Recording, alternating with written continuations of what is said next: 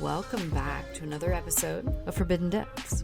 I'm your host, Queen Frostbitten, and we're here today to get down, dirty, and sultry by staying open, educated, consensual, and safe. If you're returning, welcome back to another episode. Thanks for supporting the channel and its growth. If, of course, you're new here, make sure you follow, like, and subscribe, because one taste will never be enough.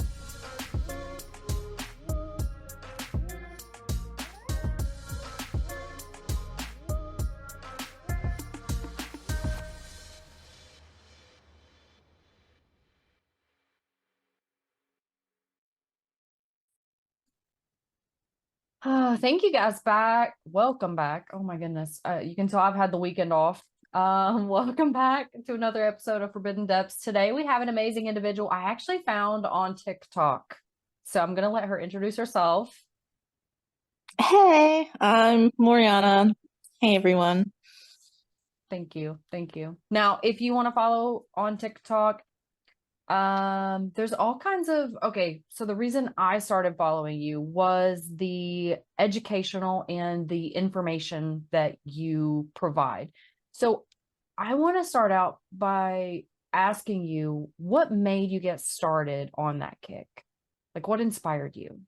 Well, really, I've always been interested in helping others out in relation to kind of the XXX industry and whatnot.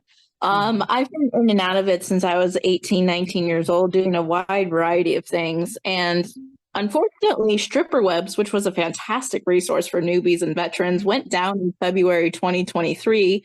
So it kind of left this void of people wanting to be educated, but they didn't really have the resource. So I felt like, well, I'll see what I can do with the TikTok censors, try to get clever and work around it and see what I can do to help others out in that regard. Right. Yeah. Because I mean, like all the other platforms, there's a huge censorship. And it's like some stuff they allow, which doesn't make any sense. And then other stuff, like if you just say sex on there, they're like, yeah, no, there's a problem. And I'm just like, why would you not want everyone to be more educated? But that all goes back to, I feel like they don't want the masses educated. That's just me. So that's kind of why I started my YouTube channel too, because I want to educate people. I'm tired of so many people being like, I don't know how to get into anything. I don't know what to do. You find guys that are like, I don't know where this is on a woman or even on themselves. They're like, where do I find that on myself? And I'm like, are we for real right now? Yeah. So yeah, I felt like we kind of had a similar mission. So, kind of tell me, I know that you have a lot of interests of your own. Kind of tell me what your interests are starting out, like your attractions, kind of your focuses whenever you're doing play, because I know you also do play, right? Yep. So tell me about it. Really what kind of initially got me interested in it was, I remember I was a part of the queer club in college, and the local BDSM kink group did a, kind of meet and greet with the club when I was age 18, 19. And obviously I heard of it before, but it never really caught my interest in that kind of regard. And I'm like, oh, that's cool. And then a year or two later, they did it again. And for whatever reason, it was like a light bulb went off and I'm like, oh, I am interested. And I started down the rabbit hole, so to speak, of pet play, which naturally interested me because I've always liked animals and that kind of thing. So just the idea of, oh, I get to have fun pretending I'm an animal. Oh, that sounds fun. And that's how that kind of got started, and everything else kind of naturally followed with because this was back when Tumblr was cool with rated M blogs. Right. And I would explore, I see what would catch my eye, and really, I really enjoyed just kind of diving full force into the BDSM kink field. And right now, I actually have a partner that's also very much interested in BDSM, so we enjoy exploring it together. And thankfully, it happened to be that a lot of our interests kind of overlapped with each other. We have similar limits, interests, whatever. So we kind of fit together very nicely in that regard. And it's very nice to actually have a partner that's actually supportive of that and willing to engage in that kind of thing, because otherwise it's like, oh, this is a little frustrating. Right. Yes, for sure, for sure. And so whenever you started your relationship with your partner, was it one of those things that you were kind of upfront about your kinks, your interests, or was it something that developed with like between you two over time? Well, it's actually kind of funny because we met each other about 8 years ago on Tumblr. He actually found my BDSM education blog and sent me a message Mm, saying, hey, I really like your stuff. I'm like, oh, thank you. And we just kind of casually messaged each other back and forth. Eventually, that grew to Facebook friends. And then eventually, we're like, hey, interested in each other. Want to start dating? Okay. And that's how that happened. nice, nice. So it was kind of like you guys got to start out with BDSM, so you kind of knew where you were in the lifestyle in the beginning. So that's really, really awesome. Yeah, that was really a relief to figure that out, where it wasn't like this awkward conversation or anything. Right. Yeah. Yeah, for sure. So whenever you started, I guess the educational aspect, was that something that you were interested in before, or was it when everything started shutting down, you were like, oh, well, I need to kind of help make ends meet since there's no other resources out there that I've been able to find for myself? It was something that I've always been interested in. I think one of the biggest obstacles, at least in the beginning, was one, my age, because I was only about really 19, 20 when I really started to learn and get comfortable. But of course, at that age, you're kind of barely in the legal zone in regards to Yeah. adult communities. And with that comes a little bit of ageism with the whole, oh, well, you've only learned about this for 2 years. How can you know anything? And it's like, we have the internet. Yeah. I had read so much articles, books, watched interviews, etc., just trying to consume as much as I could to ensure the fact that one, I was learning the right info, and two, Right. I was learning how to do things safely, because Yes. especially when you get more into the rougher play, even basic kind of rigging, there it is so easy to do accidental damage, be it permanent or something that ends up and has you end up in the hospital, that I did not want to risk that to myself or a partner. Right. So it was really just this matter of, I want to help others while also learning about this myself. And naturally, as time went on, Tumblr decided, oh, we're not going to allow this anymore. And then there was that incident with OnlyFans where they wanted to try to pull sex workers from their platform. And then later on, stripper webs went offline. So gradually this niche started to grow, the gap just started growing wider and wider, to the point where it just kind of further kind of gave me the kick, so to speak, psychologically speaking, to really try to reach out and help others out in that regard. Right. Yeah. Yeah. I love it. I love it.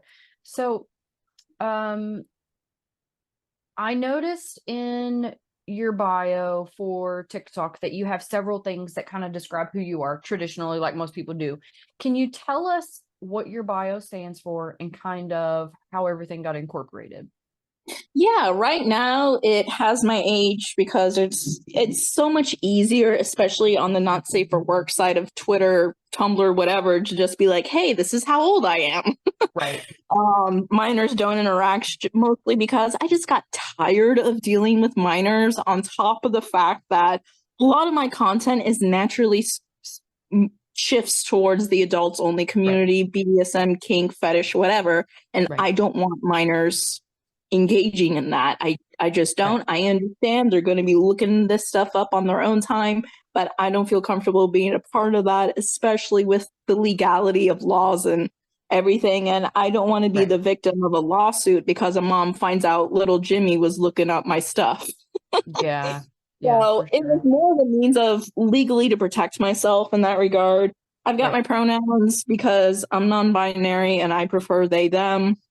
And then I've got two of my most prominent chronic illnesses, Ehlers-Danlos syndrome, which is EDS, and narcolepsy. I have some other stuff going on, but those are the two most prominent things that kind of affects my daily life.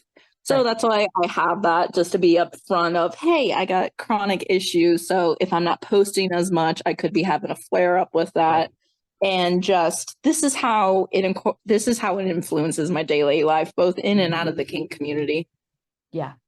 And let me tell you, having a chronic illness makes life complicated by itself, let alone with adding in the dynamics of some kind of kink related, festivities.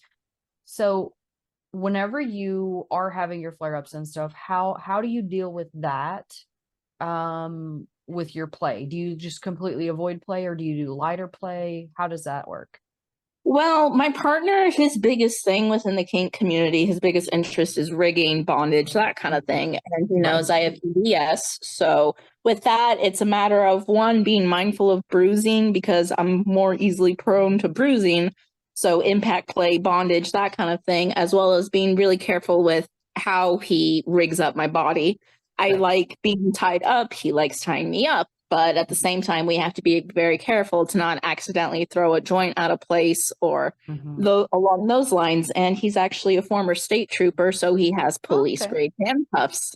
So he's very aware of safety. At the same time, if he puts the handcuffs on, say, another play partner, he knows he can be a little bit more free with putting them a little bit tighter. With me, I can only wear them for a short period of time. And if I want to wear something overnight, I have to use more aesthetic frilly stuff because it's not necessarily too constricting, because we have to be careful of not leaving indents on my skin, not potentially causing a problem with my nerves, that kind of thing. So it's a matter of being more careful. At the same time, we try to explore and figure out ways that we still want to do what we want to do, just, kind of find a workaround. Right. You're being safe and educated doing it. And I feel like that's neglected a lot because people are like, oh, well, if you have to prep and you have to have all this information, is it really exciting? Yes. To play and know what you're doing, it is exciting. Because then you're taking care of yourself and whoever you're playing with, right? That's how I look at it. Like, I'm the safest I can be. I'm taking care of them, because I think most people that I've come across, people that aren't in the community, obviously, they lean more toward abuse being domination. And I'm like, that's not what domination is at all. If you are a dominant, you take care of your submissive, period. Just like submissive is going to take care of you.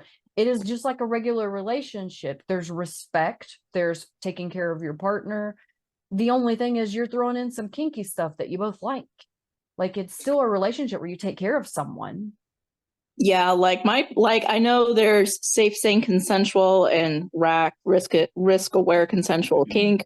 Personally, I'm not really a fan of either of those with how I play. I prefer PRICK, which is personal responsibility, individual consensual kink, because it puts the emphasis on your own safety and limits, and you trust the other person to know their safety and limits. And obviously there's the whole make sure you two are on the same page, but it puts the emphasis on you're taking responsibility for yourself as well as trusting your partner to take responsibility for themselves. And that's why I prefer that an acronym. Yeah, for sure.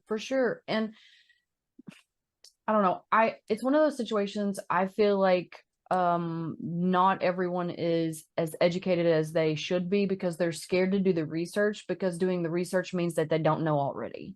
Like, you can come in and not know stuff. That's fine. What's not okay is whenever you pretend like you do and you hurt yourself or someone else because you have this expectation for yourself. Kind of like we were talking about a moment ago, some people are going to run across your information and maybe they shouldn't be there. Maybe it's a minor that shouldn't be there. Well, they're doing some kind of research, whatever they're doing. Adults can do the same thing. They can do research. Like, as an adult, you should want all the information that you can have to make sure that you and your partner are safe. And I mean, to really know who you are, because I met someone a while back. I have a kink group on Facebook that I started up a while back, and they were asking, what am I, basically? So he gave a wide list of things, and he's like, so what does this mean that I am? One, I was like, why does nobody use Google to do a search, for one? Two, I explained that it could be a voyeur or he could be exhibitionist, depending on kind of how you looked at it, the environment, what is going on, because so many people get those confused. And there was this other person that was like, oh no, you're definitely an exhibitionist looking for a voyeur. And I'm like, well, that's not necessarily true. Like, it It's depending on what's going on in the situation, who's involved, what's happening. Like there's a lot of different things that's going on there because some of that's blended, right? Well, Yeah, people it's don't kind of realize similar. that. It's kind of similar to the whole, there's the condolism fetish, and people are like, what's that? I'm like, that's exactly what I'm talking about. 'Cause it's not a very well-known idea, but it's kind of like a similar combination between voyeur, exhibitionist, and a little bit of cucking, but Mhm. it's kind of a unique spin on the three. Yeah. And it's one of those, oh, well, you shouldn't talk about it because those are one of the ones that's shamed. That's one of the kinks that's Mhm. shamed. Like, I enjoy cucks. I'm gonna tell you, I enjoy a good cuck. Like, Mhm. I have a thing for cucks, and everybody, especially in Kentucky, I'm from Kentucky. Everybody in Kentucky is all like, "Oh, well, you're a cuck," and they see it as a derogatory term. And I'm like, obviously, you're not educated. Mhm. Anyone in the industry, if there's any cucking going on, it's always a respectful environment. It's always everybody getting their needs fulfilled. It's not somebody being like, "Oh, I'm gonna take your woman." Yeah. No, no. So again, I feel like it's a lot of people not being educated, and they just traditionally assume something is derogatory, and then they don't get educated because they're like, "Oh, well, that's bad. We don't need to do that."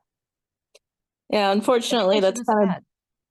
unfortunately that's kind of big in the pet play and little community because people immediately think, oh, zoophilia or beakphilia. Yeah. And you're just like, no, Yeah, no, that's not no. what that means at all. That's not what.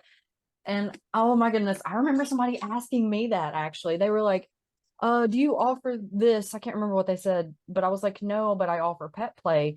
And they were like, "Oh, what is that?" And I'm like, "Okay, let me explain it to you." And they're like, "Oh, so you're not over here, engaging with animals?" And I'm like, "No, I'm not."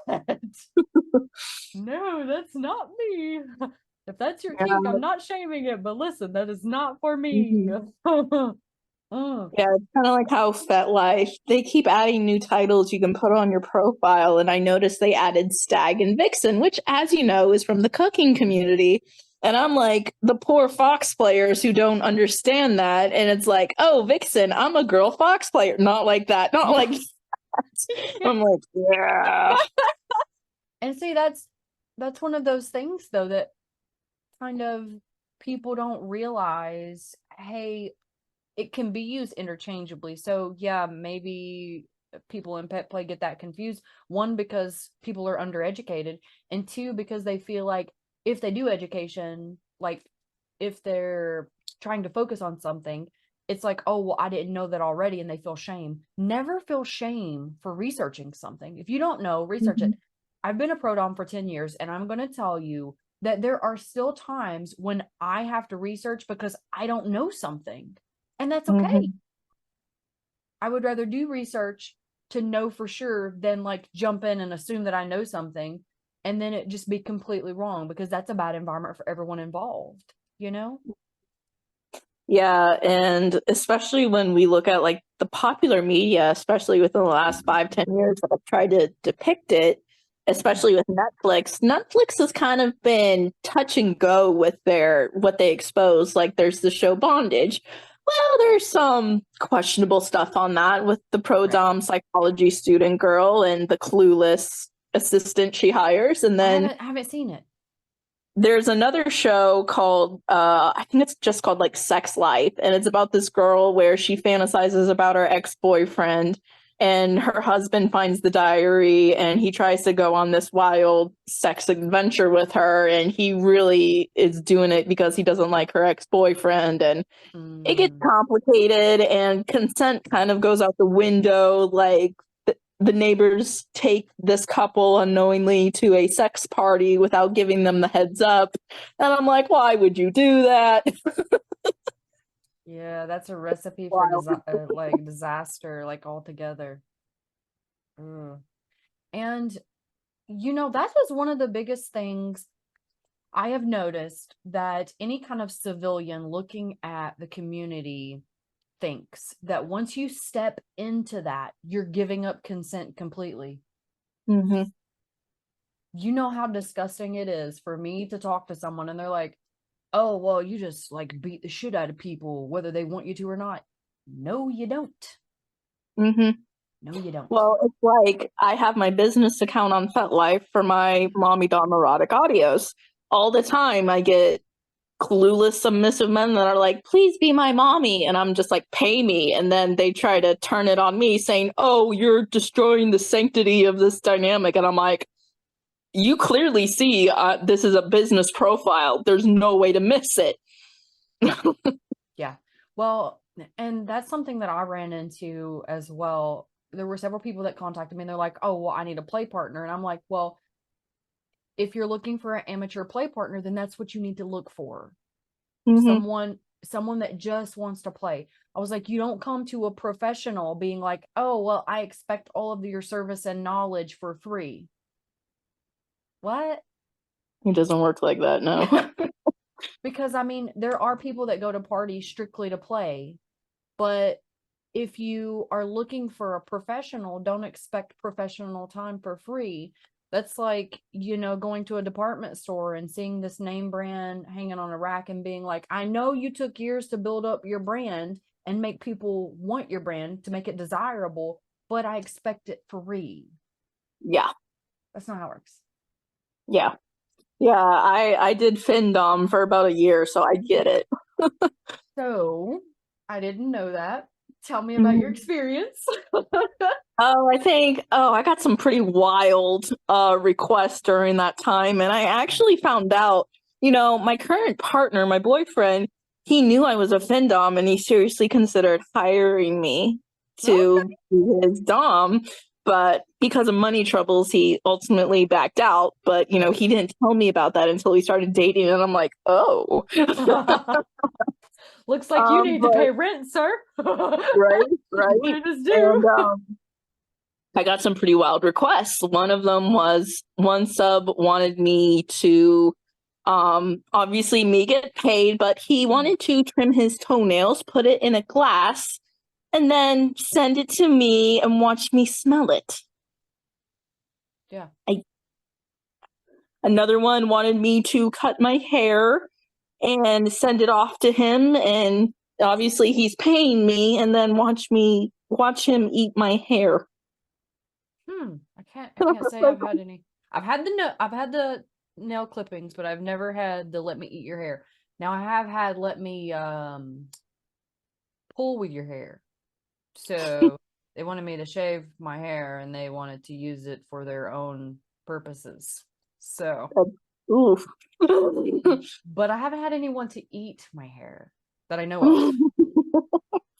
So that's a new one for me. Yeah. Yeah, it's a wild world out there, right? And like that's what people don't understand. There are so many different things that you can get into. Getting into BDSM, whether we're talking about FinDom or FemDom or whatever else, there are so many different little niches that you can get into. You don't have to be like, oh, well, this person is doing this and it looks like it makes money, or it looks like it's something I could be interested in because they're doing it. Like, find yourself, experiment with yourself.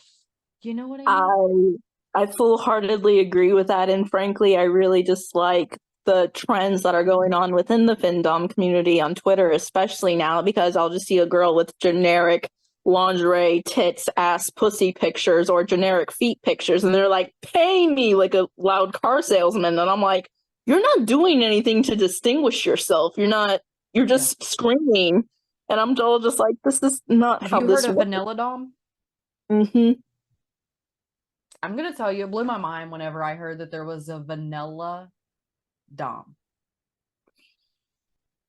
And there was that one FinDom chick that made it look like she bullied a submissive off of Twitter to the point where he considered self-harm. And of course, the community turned on her and she was like, oh no, this was all, play pretend. And I'm like, even if that's so, you don't put that on a public platform.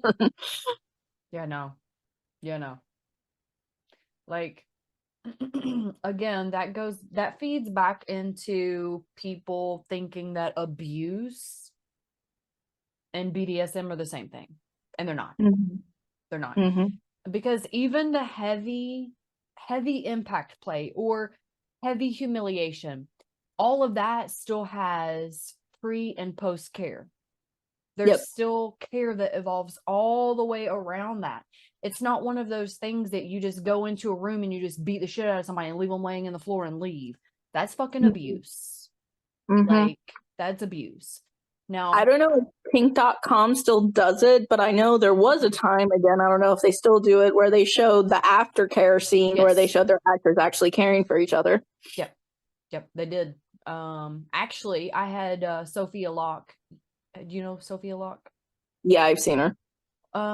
She was on the show and she was kind of explaining about the aftercare because she was heavy into kink. She's still heavy into kink.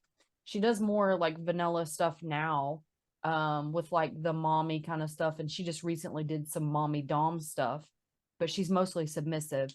So heavy impact play, like heavy scenes. And several of hers, she was explaining, yeah, they had us all sit down and talk to each other and talk it out in the beginning, you know, kind of where we are, where we want to go, what we're interested in. And then afterward, we would do the same thing. Everybody would be like, okay, how do you feel? Where are you? Is everything okay? Mentally, physically? Like, that's the part you don't get to see because they did that stuff before. They just didn't film it, right? And then whenever all the shit blew up with Pornhub, they're like, oh, well, we need to show people that this is what we do, that this is okay. And they started including that. And I was like, fuck yeah. Did you watch the thing on Netflix for Pornhub? I know I've seen Life After Pornhub, and I've seen a few other documentaries that kind of dove into it, both pro and against it, just to try to get the full spectrum of ideas of people with that. What did you think about it? I need to know. I feel like, unfortunately, given how massive a scale that company is, obviously there's going to be controversy that follows it. Unfortunately, for myself, people have asked me, why don't you put your audios on that site? And I'm like, I don't feel comfortable considering the history of the website. There's been so many lawsuits, both current and those who have been dismissed or they settled, that involved actual minor child pornography on the website. And the only reason they took it down was because the lawsuits started piling up. And I'm like, any sensible, ethical website, the moment they found out, they should have taken it down. But no, they didn't, because they were getting monetization off of it. And because of that, even though they were harming minors, they didn't. And for me, that's just a huge no, I'm not going to do it. Yeah. So well, the biggest issue they had was the ones that really had the minors in it, the illegal ones. They didn't have them monetized, so they didn't pay that much attention to them. That was the issue. The people that put them up strictly to have their sadistic needs fixed with that. Just that alone was helping their needs, so they could still, experience their power every time they went back to watch this shit. And it wasn't monetized, so they didn't pay as much attention to it. They're like, oh, well, that's just they're not making any money, so why do we really want them there? Or they don't really want to be here. It's just something they did on their, their pastime.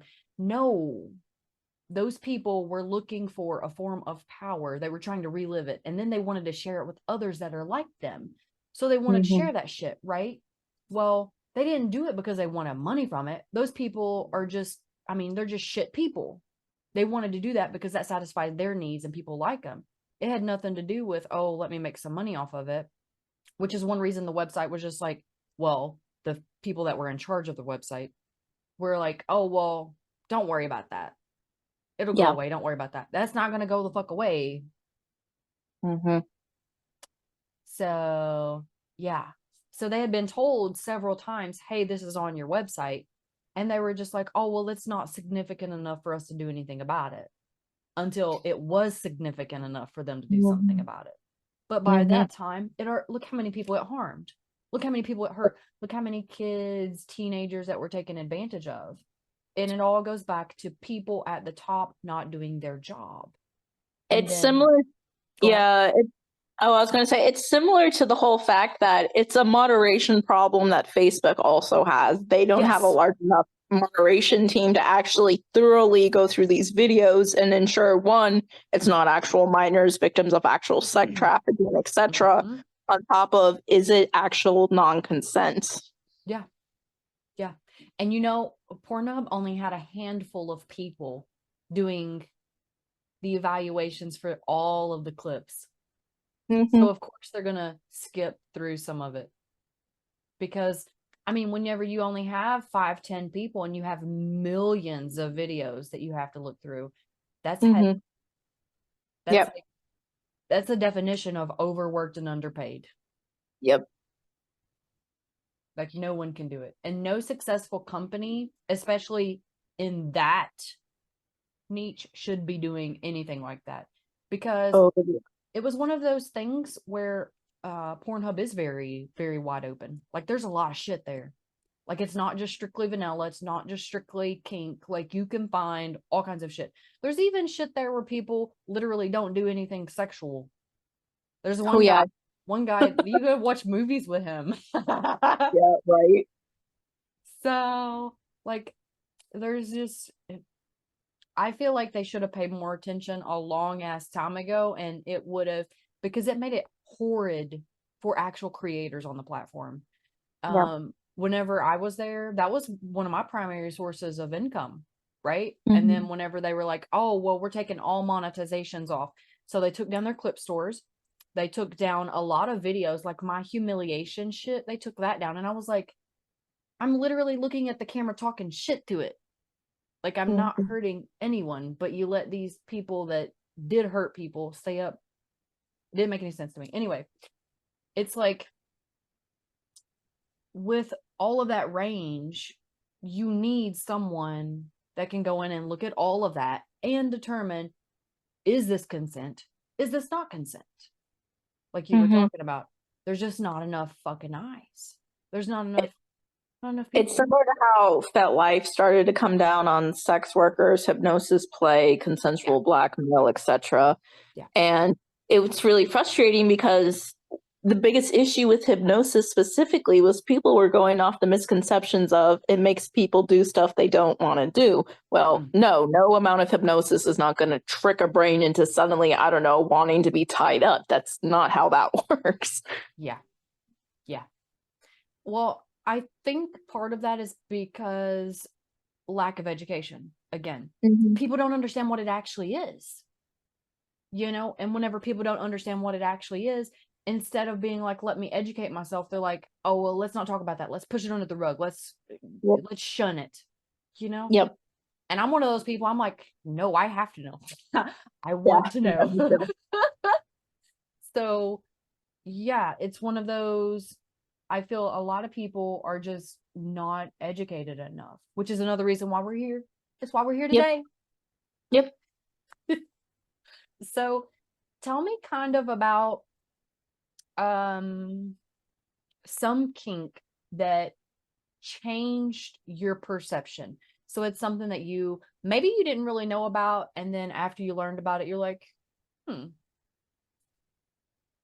think honestly, one of the biggest things in that regard would be electrical play, because electrical play can absolutely be intense, but say with like some people will use industrial tens units that are made for like chiropractors.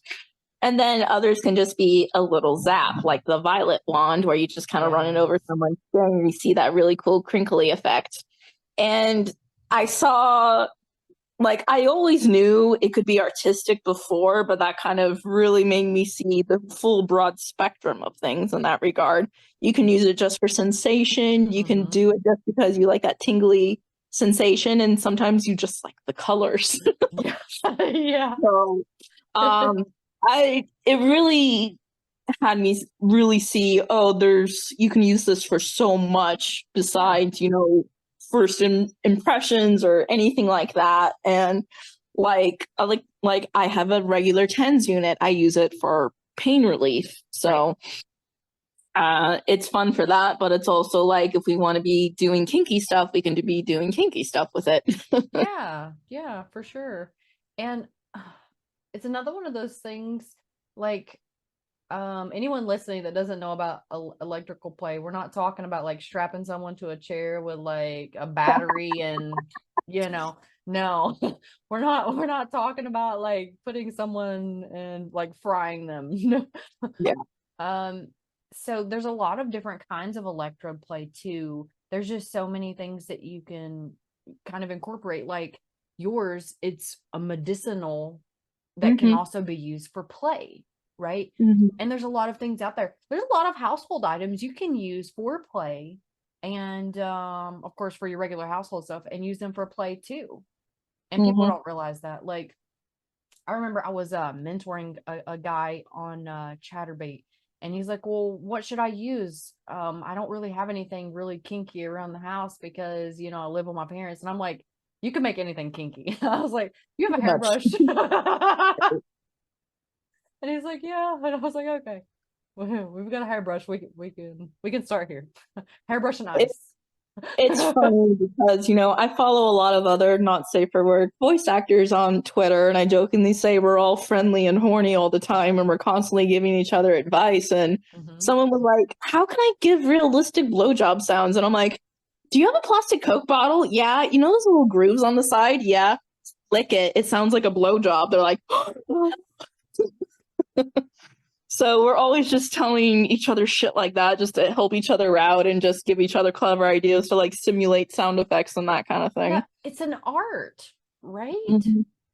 That's how I see it too. I see it as art. And I mean, I fucking love what I do. And that's why I don't let anyone come in and like mess up the flow that I have with work, because I'm not letting someone taint something that's so important to me, something that gives me so much positive energy, so much satisfaction. Because I'm going to tell you, whenever I found BDSM, it truly helped me. Like overall, it helped me mentally, physically. It was one of those things that was like, yeah, I should have been doing this years ago. But again, I was from Kentucky and there were taboos. So the stuff you did, you had to do like in private, like behind doors. And that can become very unsafe. So, yeah. Yeah, it's crazy to see how healing and liberating BDSM fetish and kink can be with a consensual partner with everything, because like I came from a very abusive background between romantic partners, etc. And when I kind of stumbled into it, I really found I was able to re-explore and kind of re-identify myself with what I liked, what I disliked, and kind of found my own rhythm with that kind of thing. Right. Because overall, it's therapy. I look at it as therapy, because even if you had some kind of terrible like abusive situation, you can literally learn to have some kind of play that identifies with that helps you through those moments. Because I have PTSD, and there are certain things that I do during play that helps me with my PTSD. And over the years, I'm gonna fucking tell you, it has helped me more than any therapist, more than any doctor could ever help me. And one, it's because it is a safe, consensual environment. Two, the people I play with want to be there. They want to satisfy my needs. They want to be helpful. They want to be open, because you shouldn't be engaging any kind of play with someone that doesn't want the best for you anyway. Like I think that's where a lot of people, they're like, oh, well, I really want to do this, and this is the only opportunity I'll get. It doesn't matter who it's with. It does matter who it's with. Because you can take and make a negative or positive association. It could cause you to not want kink or BDSM for the rest of your life if you have a terrible experience. So tell me what your safety measures look like whenever you are playing with a partner. Generally speaking, we use the traffic light system just because we both have ADHD. So thinking of a word like, it's that joke where you're like, you can't remember the safe word, so you start screaming random words. So we normally go with the traffic light system where, green, keep going, yellow, slow down, but keep going, red, stop, stop, stop. But my partner, who is my boyfriend, is very careful with that anyway, because he'll pause regardless of what we're doing, just to be like, hey, you still with me? Just to ensure, I'm not so deep into, in this case, subspace that I'm not considered safe to play with anymore. Right. Like when me and him were playing, because we're both switches, he was in a subspace and I was playing with him, and I noticed his sub side was starting to get more into almost a frenzy. And I was like, whoa, pump the brakes there, kiddo. Right. I didn't want him to potentially put himself at risk for harm when he was in that kind of headspace. So Right. I had to step up and be the responsible one and be like, okay, we'll take it slow. Maybe we'll do that another time. But right now, let's kind of creep into it so that way I can ensure, one, you're not pushing yourself too hard, and two, you can physically handle it. Because regardless if it's any kind of bondage, impact, insertable, whatever it is you're doing, if you suddenly are jumping from step A to step D, well, then there might something might go wrong. Yes. Especially, oh my goodness.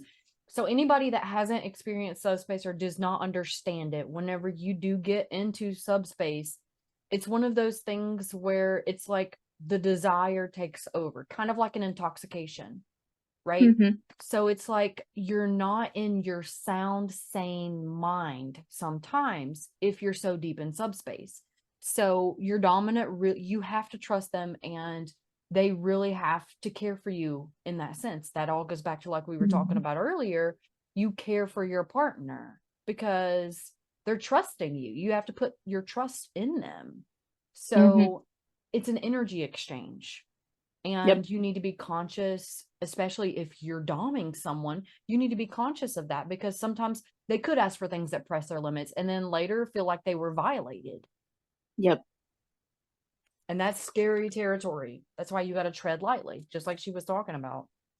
So I have a question for you, Vi. I'm so curious because I was having this discussion with someone a few days ago, and I was talking to them about worship. So the person I was talking to was like, well, can a dominant really worship a submissive? And I want to hear your side. I feel like they can. It's more when I hear and think the word worship from a dominant perspective, I think of, just in this case with the submissive, just seeing them as kind of like the ultimate light in a dark tunnel. You love them, you adore them, you want to keep them safe. And ways to show that could be body worship, where you're just kind of lightly caressing them, you're kissing them, just, telling them, you are the person for me. And now kink and being romantic don't have to intertwine with each other, but a lot of the time, just given what we are doing, the intensity of the situation, on top of the brain biochemical cocktail going on in your head that's encouraging the bonding, the happy, the loving feelings, it's very, very common to have some kind of feeling develop, be it platonic, romantic, sensual, whatever. Now, for me and my partner are dating each other. We're both polyamorous, so he might play with someone else, but at the same time, he always comes back to me at the end of the day. So that's the comforting aspect. And I love seeing the sweet romantic messages he sends me. I love seeing the more kinky messages he sends me, because I swear to God, I jokingly say he makes it his mission sometimes to see how heavy he can make me blush in the middle of a work day by sending me a very kinky message. And I'm like, oh. Instant sweat. Whew, am I flushed? Do I look red? Yeah. I love it. So yeah, I absolutely believe a dominant can show worship and just complete adoration for their sub. Me too. So I was having a debate and someone was like, no, dominants don't do that. And I was like, well, do you care for your sub? Because if you care for them, then yes, you can most definitely worship them.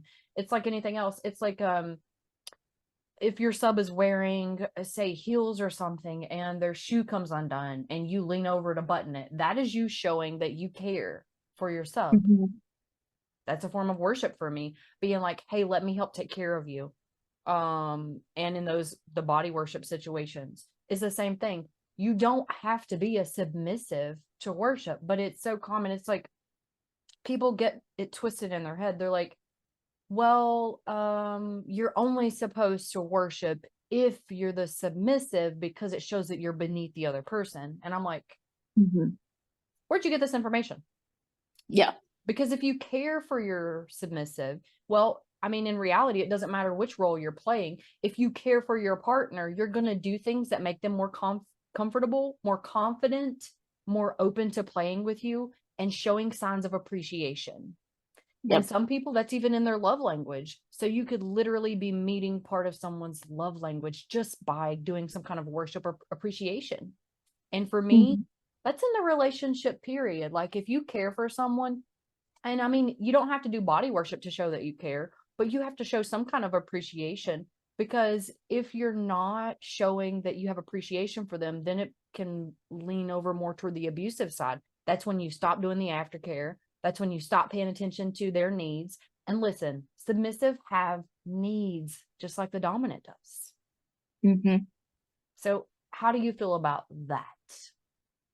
I would definitely agree with that. And I've never really liked the whole common phrase you sometimes see in BDSM groups where they're like, the submissive has all the power. And I'm like, no, actually, it's an equal exchange of power, because the submissive is agreeing to put their safety in the dominant hand, and the dominant is agreeing to have the submissive try to work with whatever they like or dislike. And it's a negotiation of, what can I do to help my needs be met and your needs be met while also being mindful of potential limitations?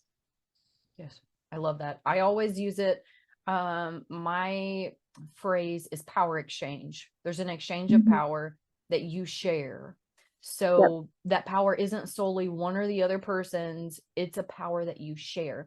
Yes, the submissive has control in a sense, because I mean, without their submission, there's no play anyway, right? But the power has to be exchanged back and forth and used in order for anyone to do their job, to do anything during play to begin with. So for me, I see it as an exchange. That's where my head goes. We'll give her a second.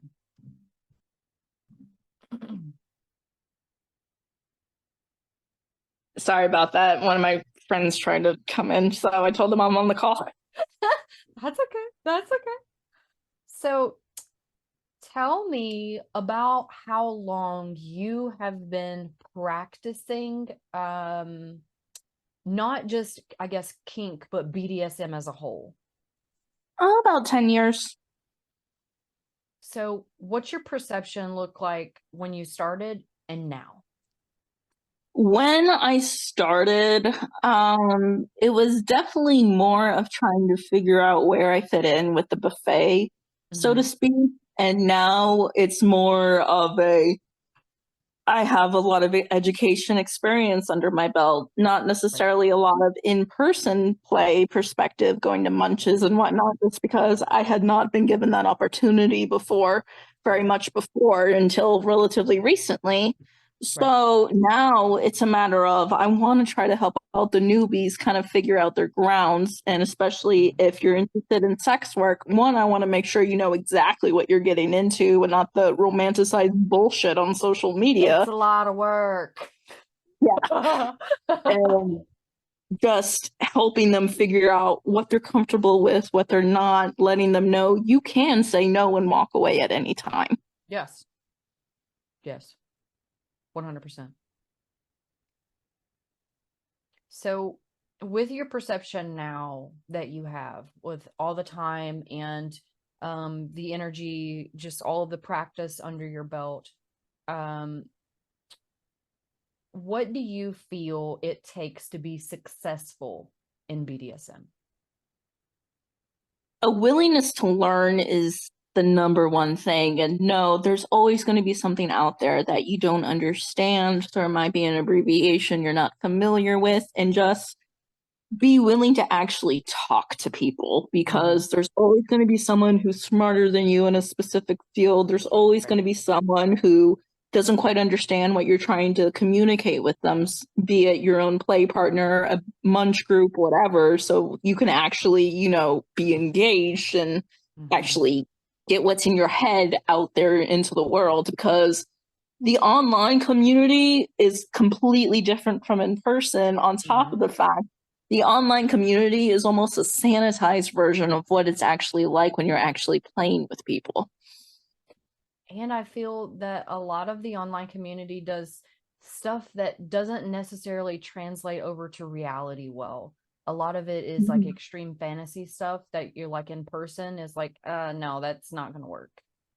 Mhm. So that's something that I had to kind of be conscious of because I was kind of opposite. I went from in person to online. So I was just like, and a lot of people, a lot of subs stopped talking to me because they were like, I want this and this and this and this. And I was like, you know that can't happen in real life, right? And they're like, Mhm. yes, it can. And I'm like, have you ever been in that situation?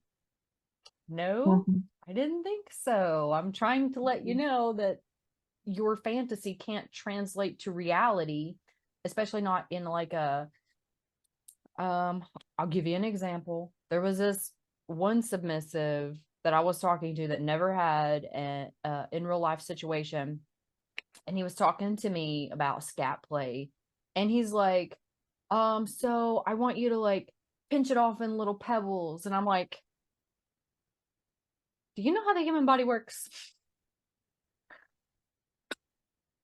There's no pinching of the pebbles.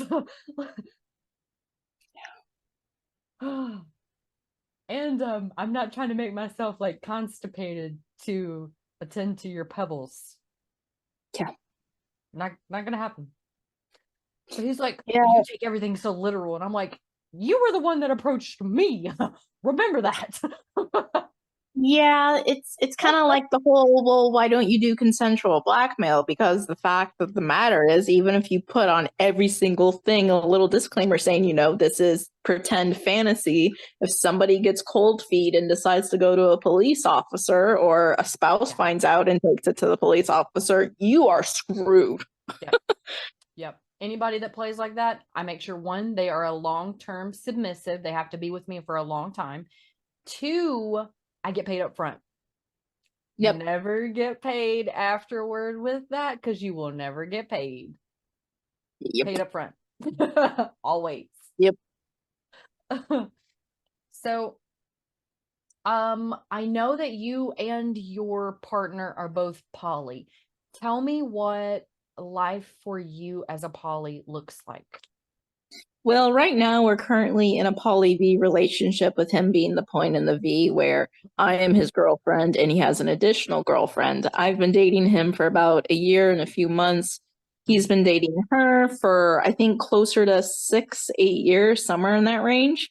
Mhm. Now, we've known each other for a very long time. It's just due to my own life circumstances, we didn't actually start dating until, a year and a few months. So, we're currently long distance, but I'm actually going to be moving up to be under the same roof as him before the week's done. Oh, So, nice. yeah, we'll be able to integrate and actually, be one step closer because we've known for a long time that I want to be under the same roof. It's just, again, due to life circumstances, I couldn't have that happen until now. Right. So that's how that works. And it's funny because she is bisexual and I'm also multisexual. So we're both interested in girls and guys. She has a handful of boyfriends right now. And for me, I only have my boyfriend. I have a long distance girlfriend, but I love her, but she also deals with a lot of life issues right now. So I'm kind of leave it as if you need me, the door is open, but otherwise, I get it. Right, right. So that's how that works out right now. And with how our power exchange dynamic works with our BDSM right now, we have it set where right now I only have one boyfriend who is him. I can have girlfriends, but right now, given I just have a variety of traumatic abuses involving men in my past, so I'm not really interested in pursuing other men right now. Right now it's only I can be your boyfriend. Are you okay with that? Yes. Yeah. Yeah. And that's one of those things too. Okay, so a lot of people, especially in like Kentucky, or I guess more southern states that I have found, they think that it's polygamy.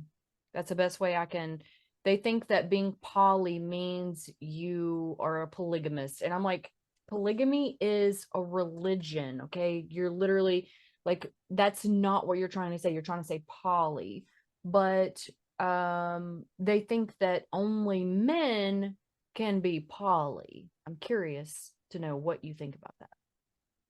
I think anyone has the potential to be polyamorous. And when you actually look at the science behind it, it's really interesting because they've really tried to get it down to a science of what makes someone more into monogamy versus polyamory. And effectively, it comes down to genetics and what you're exposed to when you're young. Some people are just more inclined to want open relationships. Others are more like, no, I only want my one person. And I'm like, hey, whatever floats your boat is fine. Yeah, for sure.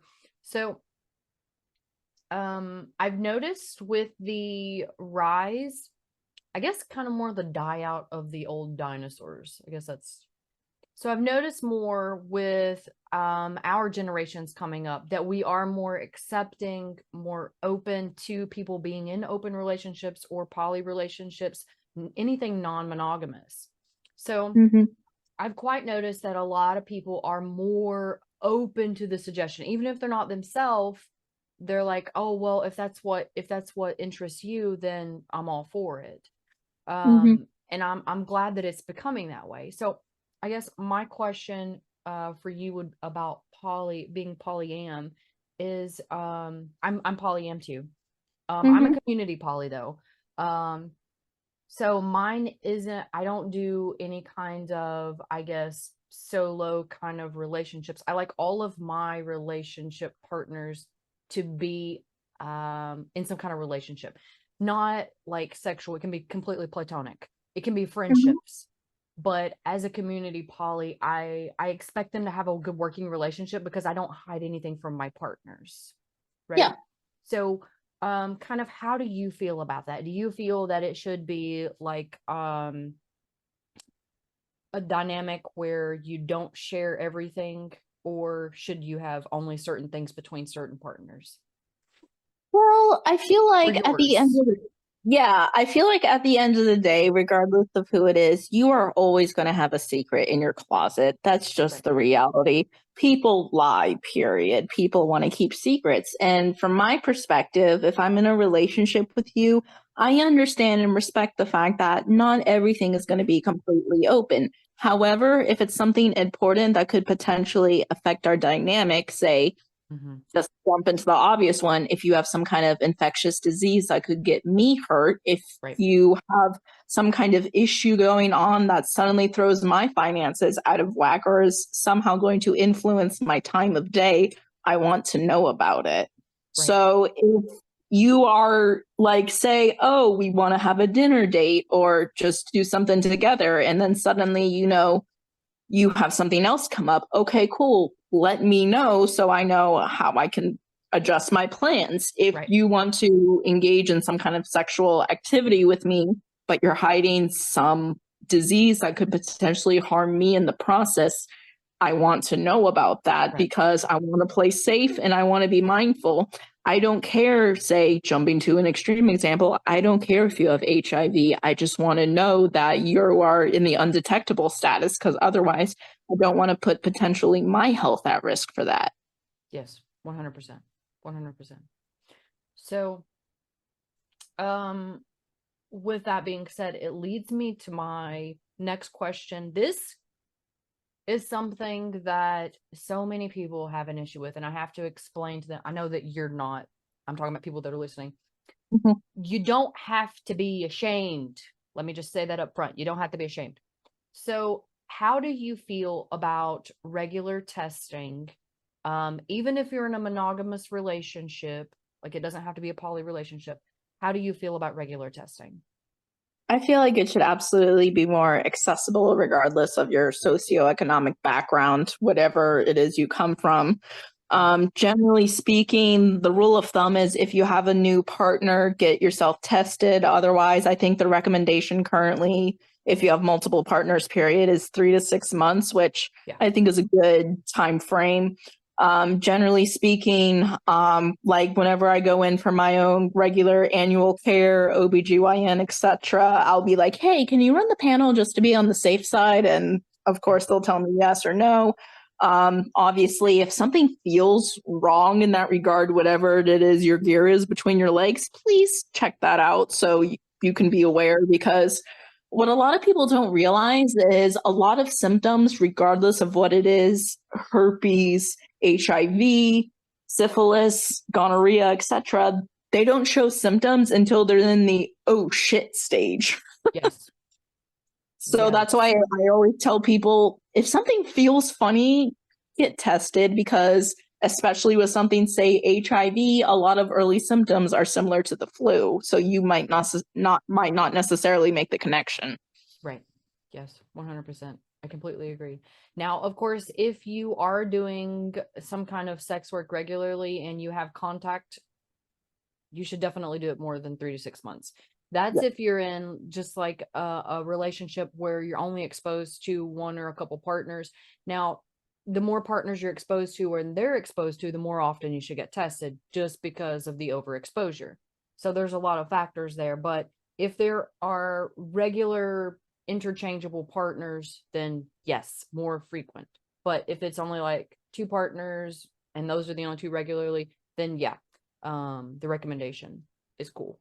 But keep an eye on that shit, because your sexual health and your sexual well-being can affect all of you. Your mental status, it can affect your physical status, especially if you have a chronic illness, right? We both know that. Anything that affects your immune system can affect your chronic illness, and that is a no-go. So we have to be hyper aware. Okay, so whenever you kind of went into offering some online dom services, what drew you to offer the services? Well, I think like specifically with my Mommy Dom audio, I saw there wasn't a lot in that regard. There were more submissive men catering to femdoms, but not necessarily the opposite. And because I saw an opening in that niche, I thought, oh, that's something I can do. It's not as big on the online spaces, and I have fun doing it, be it the more soft, sensual stuff where I'm beating the heck out of someone, or everything and all in between. So I filled that space because I saw there wasn't as much intention to it. So I thought, oh, that's what can I do to make myself stand out online, because there's 1,000,001 voice actors in that regard. What can I do to, solidify my identity online, and how can, I enjoy myself? And for me, since I am a switch, I do enjoy using that as a dom outlet for myself. Yeah, for sure. I love it. And I feel like so many people look at it as, oh, well, I'm only dominant or I'm only submissive, and that's not true at all. There are an entire generation of people that don't even know what a switch is. Do you know how sad that is? Like, they're doing this play and they claim to be this role, and they don't even know what everything is. And I mean, I understand the lack of education, especially back prior to the internet. But now you can literally, if you just Google something, you can Google, and you don't even have to know what the word is. You can Google a question and it'll tell you. Yep. I think my biggest complaint with civilians and with professionals is the lack of knowledge, because they assume that everyone already knows everything, and they just don't do the research, because that means then they don't know the knowledge. Like, and one of my biggest things, even to this day, is the acronyms. So I still have to go search stuff because of all the acronyms. Like, do you do BDDDD? And then they give a bunch of letters, and I'm like, I don't even know what that is. Let me go Google it. Yep. And then it's kind of like how, there's the whole issue of mommy dom, MD. Wait, what's that? Yeah, that's very common. Yeah. Yeah. So, I mean, for you to not know all the acronyms, don't feel shame. Don't feel like that is something that's bad. If you really want to know, then do research. Also, there are several places, even if it's an acronym, that you can pull it up, be like, what is this acronym in BDSM? And you Google it and you can find it. Now, Yep. there may be some that have like several, like the BDSM itself stands for several things, but it's one of those things that at least you have some kind of platform for that education. So you kind of know what direction it's going in. Yep. So tell me what strengths and weaknesses you feel you need to embrace your kink side. I think one of the most important strengths to have would be willingness to adapt and communicate. And I think with weaknesses, you need to be aware of where do you lack in social skills? Are you not clear? Are you not a clear communicator? Right. Do you find it hard to bring up your own limits or nervousness, whatever it could be? I think those are important things to really be aware of for what you can work on, because one, it'll make you more comfortable, as well as whoever your partner is, make them more comfortable. So everything is clear on the table. Hey, what are you comfortable with? What are you not? Like soft and hard limits. What is something you might be willing to try? And then what's something that's absolutely off the table? Yes, 100%. So I really, really like how you phrased that. And I really, really like how you were talking about the weakness, because some people see weakness and they see it as, oh, well, that's bad, I should just stay away from that. No, you should embrace it so that you know how to allow growth, right? That's how I see it. So you can allow growth. And at the end of the day, there's a reason there are teams, right? Some people are good at some things while other people are good at other things. You bring them both together and that's a bomb ass fucking team. You separate them and they're not as strong, but you bring them together, and there's all kinds of possibilities. It's the same way.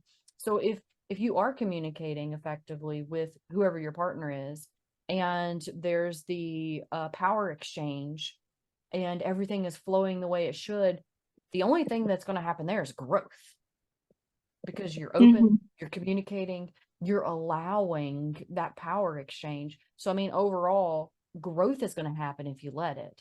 It's one of those things. I had a sub that literally would not talk to me.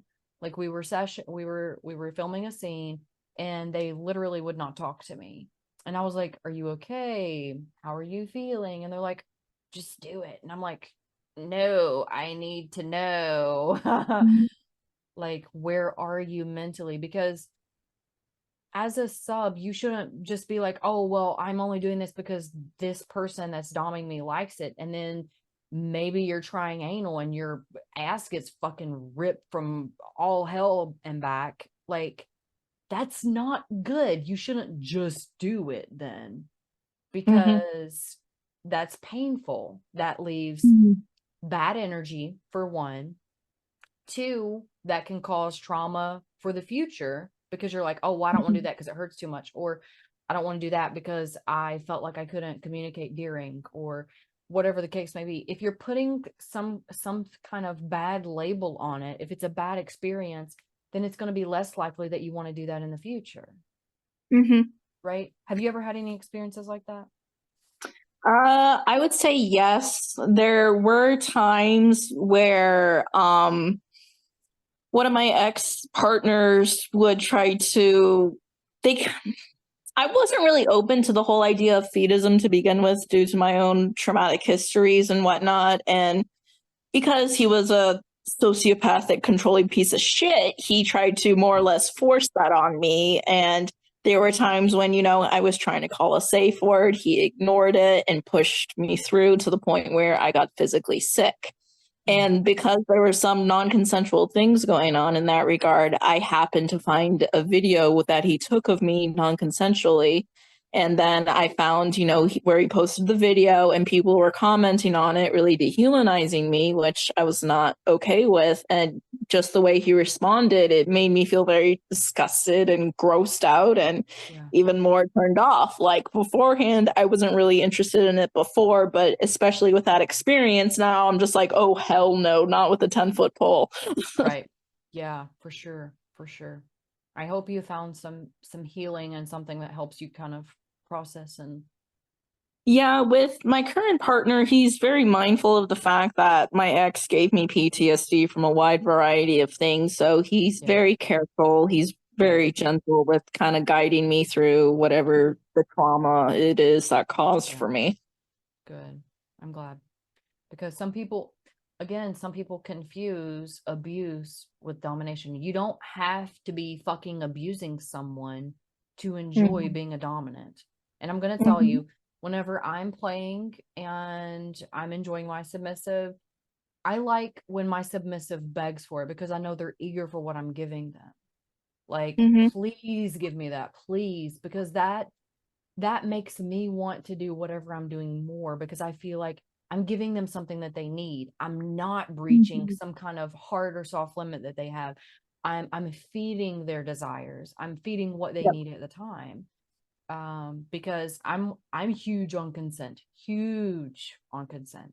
because of some of the traumas that I've had in the past. And I know that you're very similar. You have an extreme attention to detail. I've noticed that with the videos that I've seen of you on your TikTok. And that's one reason why I was so excited to speak with you about the different topics, because not everyone pays attention to details, especially when it's not something that pertains to their desires. Most people can get attention to detail, but it's only if it fits their agenda. You do research all around, right? Like you're a spectrum of education, and I love that. I love it. Okay, so let's talk about your support group. I know that your current partner is supportive in BDSM. Does your family support BDSM and sex work, or are they more or less not interested? My family is very old school. There was a gargantuan age gap between me and my parents. And because of that, it's more of a don't ask, don't tell situation where I remember one time I was editing the code on a friend's Tumblr blog that was clearly XXX. Now, there weren't graphic photos or nothing on it, but if you happen to look for longer than 5 seconds, you'd see it was clearly XXX content. So, I was in the middle of editing the code on my laptop, and I happened to be in my parents' kitchen at the time. And I was sitting, at the table editing the code, and my father happened to walk by, and he happened to look over at the screen, and he's like, that stuff is dangerous, right? And I'm like, I'm just editing the code for a friend. Don't worry about it. Me thinking to myself, yeah, don't mind the fact I'm kind of a pain slut. I love it. I love it. So yeah, it's kind of a don't ask, don't tell situation with the family right now. Okay, I understand. I know some of the older generation, it's more or less they're not really interested in it. It's that it was beat into them that it's terrible, that it's a just complete no-go, that if you like that stuff, then there's something wrong with you. And they're like, anything that you do behind the doors, don't tell anyone about it, because those type of situations. And I know that's how my grandparents were. And I feel like a lot of people in Kentucky, it still kind of bleeds over, because Kentucky is like 10 years behind everywhere else. It's terrible. But I feel like it's one of those traditional traits that just kind of carry over. They're like, oh, that's abnormal, let's push that out. We don't want people looking at you negatively or being shitty to you. And that's one of the reasons they would be shitty to you, if you're different. And I'm just like, okay, well, I'm still gonna be me. But if that's the choice you make. So I know that you were talking about having PTSD from your ex-partner, they kind of made it play essentially dangerous for you. Hmm. So whenever you were recovering from all of that trauma, did you seek any counseling? Did you have anyone that kind of helped you through, uh, I guess, the after exposure, the healing process? Well, aside from my current partner with just being there and being supportive and all that lovely stuff, I getting really bad nightmares chronically. I would be having 4 or 6 nightmares a night in the beginning for the first few months, and it got to the point where I was very sleep deprived because of it. I was lucky Right. if I got 3 or 4 hours of sleep at night, and trying to juggle that, a job, and everything else, it was just like my mind was ready to break. Yeah, for sure. So I went to a psychiatrist. They tried me on a few different nightmare management medicines, and we found one for me now after, trying 2 or 3 drugs, because it's always the fine tuning.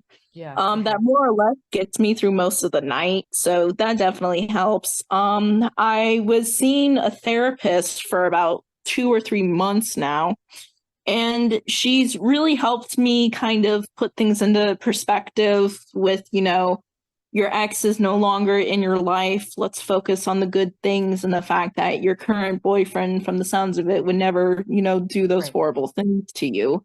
So really, it's kind of helping my mind more or less pick up the pieces and recover Yeah. with that's in my past. I have a great future to look forward to.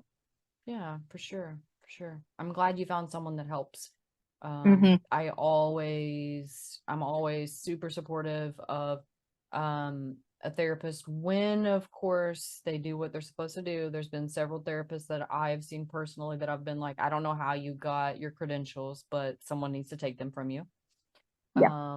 But whenever you find a good one, hold on, because even like BDSM or trauma, all of that stuff, just kind of not even considered, life is stressful altogether. So Oh, yeah. even with just life, things that life brings with it, I feel like a therapist is extremely helpful. Hmm. So tell me about if you could kind of speak to your younger self that was getting into BDSM, what kind of advice would you give them? Really, I would tell them, don't be afraid to dip your toes into something, even if it might be new or scary, because you might not realize how much you could potentially like it, or heck, say, hey, this is absolutely not for me. All right. On top of the fact of, don't let the people who are trying to accuse you of, you're young, you don't know anything, don't let that get to you, because there is a good chance that they are so stubborn in their own shoes that they refuse to learn about the new up and coming stuff within the community. Yeah.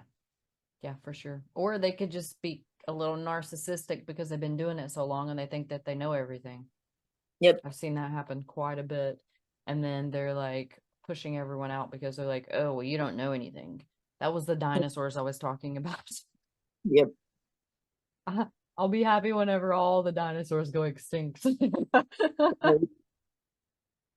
So, tell me about kind of how you feel when it comes to the harder kind of kinks. Are you open to hard kinks? And if so, where do you draw the line? For me, any kind of CNC quote unquote rape play, that's off the table for me, because given my own traumatic history, it's just not something I'm very comfortable with. My partner agrees, he's not a fan of the whole CNC scene. We Right. do kind of more or less have an interesting compromise that's more of a rough play, where consensually we've agreed more or less to free use, but if I drop a safe word, things stop. Right. So that's kind of the in the middle niche, so to speak, between those two hard extremes. Right. In regards to breath play, that is absolutely off the table. Having worked in healthcare, I've seen the damage it can do. I've seen how it can very quickly accelerate into permanent brain damage or stroke, heart attack, etc. And Right. people don't realize how dangerous this is because they read about it all the time online. They see it done in porn, audio porn, and literature, and they don't realize how potentially dangerous it really is. And Right. all the time, the BDSM advice subreddit is a dumpster fire of quote unquote, is there a safe way to cut off oxygen from someone? Do you realize the words coming out of your mouth, good sir? Yeah. So the closest thing that can be done to that is faux breath play, where you just put your hand here, no pressure, and the brain, given it's so deep into the space and scene that you're playing, it will trick itself into thinking, oh, I can't breathe, when really it can. So Right. it'll simulate breathlessness. There's also a bone here called the hyoid bone where it's awkward, but if you apply direct horizontal pressure, you can simulate breathlessness while minimizing damage to the surrounding blood, tissue, etc. And I think Right. my biggest pet peeve about that is the whole, there's that infamous anatomy picture from a Tumblr post saying, apply pressure to the blood vessels and it's safer than the windpipe. And I'm like, no, you dumb idiots. Just because it's an anatomy picture does not mean it's right, because arterial play, as that's called, is just as dangerous, if not more so, than breath play, because you're cutting off the oxygen and nutritions, not just the breath. So that's one of my biggest pet peeves of the community in that regard. In regards to like severe impact and bondage, go nuts, but not to the point where it's turning a sickly black, purple, blue color and getting those very deep pigments, because then you're potentially risking permanent damage. Yep. And that's why I tell people it's okay to have very rough, very intense kinks, etc. Just be mindful of what the human body can realistically withstand. Right. Because you don't want to accidentally kill someone. You don't want to accidentally permanently maim someone. Yeah. Like, oh my goodness. It's one of those things, like, people don't realize that nerve damage is a thing.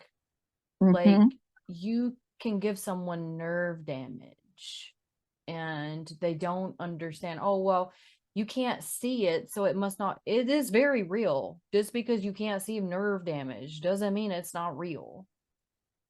Because I've seen some very questionable stuff. Like my partner, who again is big into rigging and bondage, whenever we're doing a complicated rigging, he'll constantly ask me while, he's rigging me up, does this feel okay? Do you feel numb? Do you feel tingling? How tight does this feel? And generally speaking, we use the 2-finger rule where I can slip 2 fingers under it. It's generally safe. But again, check in with your partner, ensure that it's actually feeling safe. Yes, for sure. And checking with your partner does not mean that it ruins the mood. No. And if anything, I think it encourages things to feel comfortable and fulfilling and everything, because you're not unknowingly putting them at a risk that otherwise you might feel bad about later. Yes. And if you need to feel sexy about it or something, whisper it in their ear. Yeah. Make a sexy gesture. It's not one of those things you have to be like, hey, does this feel okay? If you feel like that's going to ruin the mood, then say it in a way, deliver it in a way that excites them. Yeah, it's also, remember, porn isn't real life, because I've seen people that are like, they use those swink dildos that are like 24 inches long, and they're like, can you put that all on my butt? And I'm like, good sir, you do realize that goes into your intestines, right? Yeah. Again, we're gonna tell you guys that maybe you're new to porn, maybe you're new to the BDSM community. We're gonna tell you right now that everything you see in porn is a lie. Yep. It's all for the angles. It's all for what it looks like, the presentation. And I'm going to tell you that most people do not get off during that, and they do not experience pleasure most of the time. Now, the kink stuff, a little more pleasure, because obviously it's not like that vanilla stuff. But whenever it comes to just regular fucking, all of that's usually fake. It's all for the angle and how it looks on camera. And some of the moans are even edited in. Yep. So, I just ruined your favorite porn for you. You're welcome. Find better stuff. Yep. So, Um, whenever you think about, I know that you've had ups and downs with BDSM. So whenever you think about BDSM as a whole, do you think mostly positively or negatively? I would say I think mostly positive, and I think part of that just comes with my own experience and learning as, I've grown up and really experienced everything because obviously my mentality of 19 versus 29 is polar opposite, and Yeah. I've learned and grown so much throughout the years. And I think because I've more or less been careful about the circles I associate myself with, I think that's really helped matters. Right. Like when I was in college, the local BDSM Munch group had this very bizarre rule where if you wanted in the group, everyone in the group had to give you the thumbs up. Now, in theory, I can understand why that's important. However, at the same time, if someone holds a grudge against you for whatever reason, oh, you're out of the group. Yeah. That's definitely And like high school. it's definitely that kind of elitism mentality or Yeah. just straight up encouraging potentially dangerous activities Right. that I'm very happy I didn't get involved with. Like on TikTok right now, there's the quote unquote brat wars going on. And for me personally, I'm not comfortable with I that don't know what that because means. the brat wars is this whole thing where doms are challenging brats and brats are returning the favor. And Um, for me personally, I'm not very comfortable with that trend because I've seen some DOMs hide behind it to just be straight up malicious towards brats.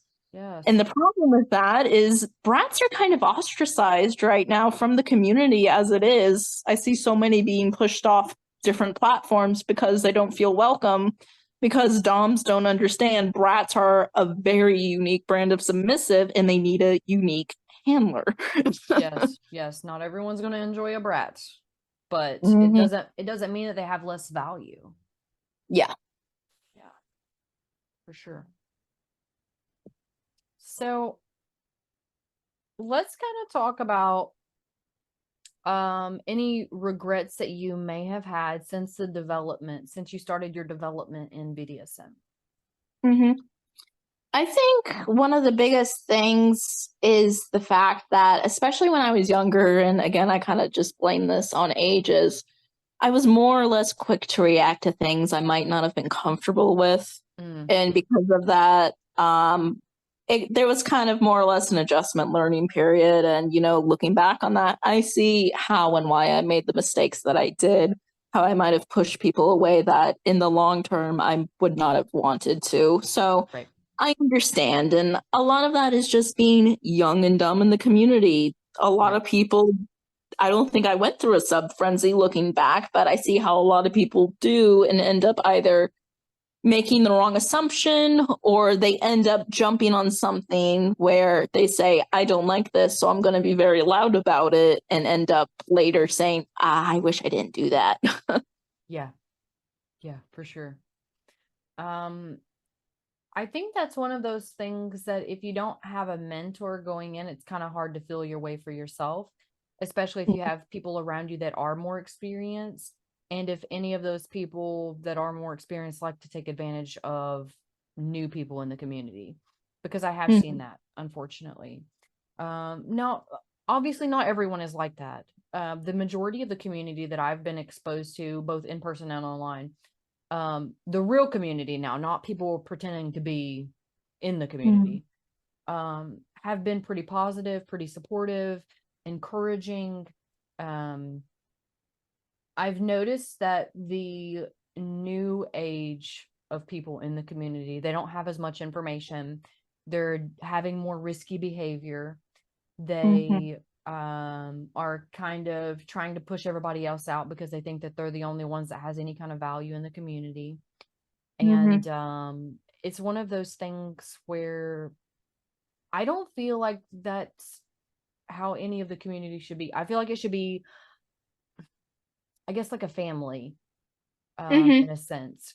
I feel like everybody in the community should be a part of a family, and I feel like it should be a welcoming environment, and where you can like be educated, you can practice safely, You can openly talk about things, even like hard kinks or things that you don't think you can talk about. And there's not that level of judgment or let me push you out because your kinks don't align with mine. Yeah.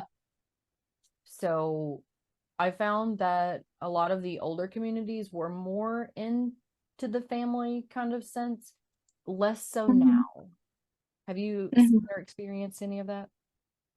I would say yes. I think some of the more dangerous ideas that I see from the newer, younger generation of people getting into BDSM and kink is definitely breath play, where they'll like jokingly, share around, oh, choke me harder, daddy. And it's like, do you realize how dangerous this is? Because I don't think you do.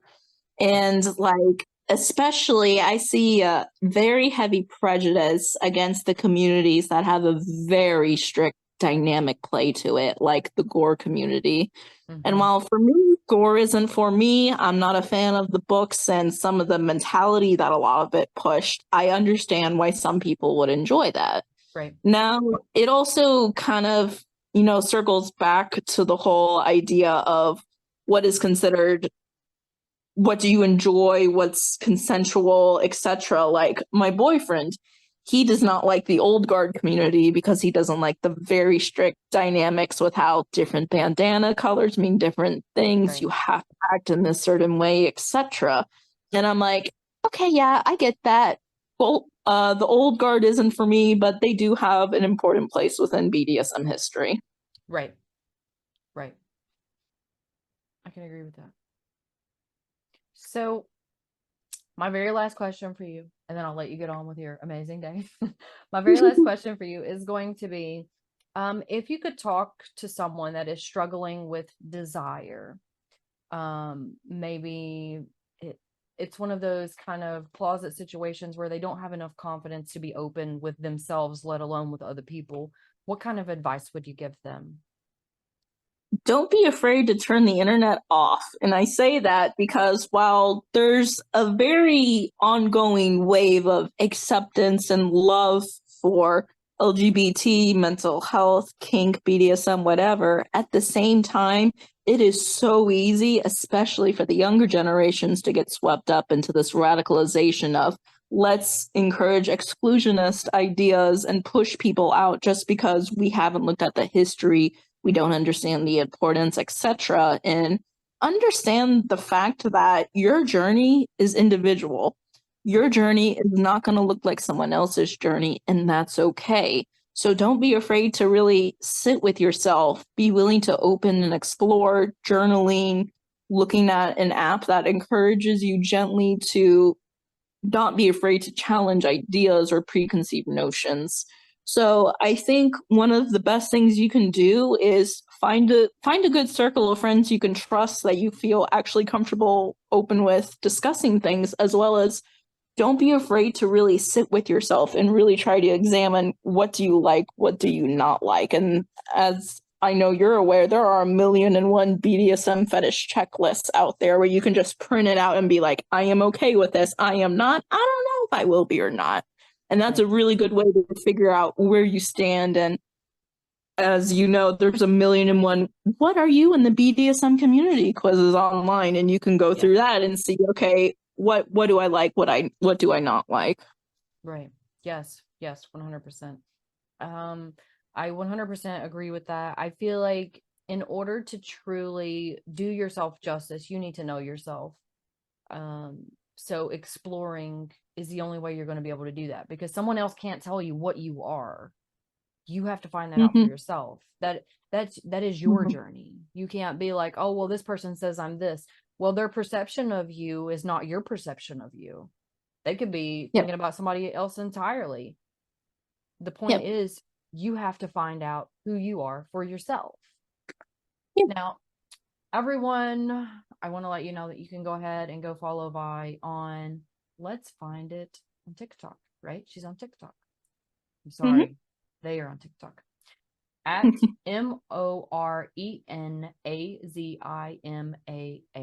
2 A's. Yep.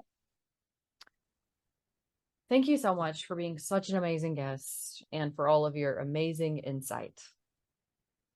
Yeah, happy to help out. Well, we really appreciate it because we are on the journey for more knowledge and different perceptions.